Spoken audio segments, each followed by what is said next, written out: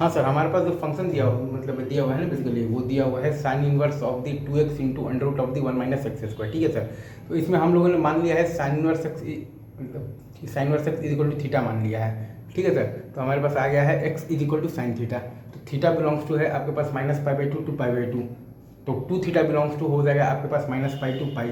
तो ये बन गया है आपके पास साइन इनवर्स साइन, बेसिकली तो क्या बन गया है, तो 2 theta sine inverse sine 2 theta.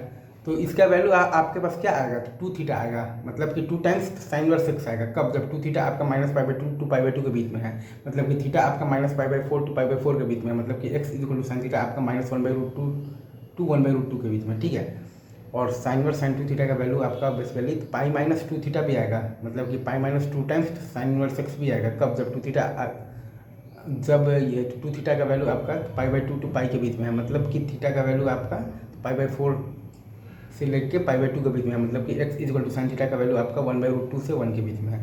और यही साइन इनवर्स साइन 2 थीटा का ही वैल्यू आपका minus of the pi plus 2 theta भी आएगा, मतलब कि minus of the pi plus क्या 2 टाइम्स साइन इनवर्स एक्स भी आएगा।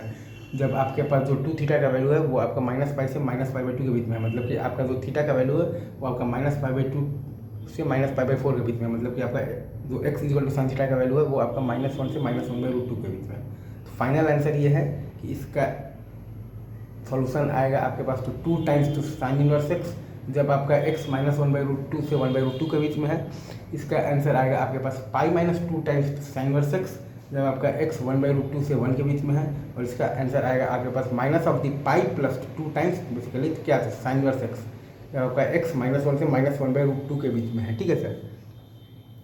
अगेन मैं आपको बता देता हूँ, साइन इनवर्स साइन 2 थीटा जो है ना, इसका आंसर आएगा 2 थीटा, मतलब कि 2 इंटू साइन इनवर्स एक्स। कब, जब आपका जो 2 थीटा है वो -π/2 से π/2 के बीच में है, मतलब कि आपका जो थीटा है वो -π/4 से π/4 के बीच में, मतलब कि आपका जो x मतलब कि आपका जो x equal to sine theta है वो आपका -1/√2 से 1/√2 के बीच में है।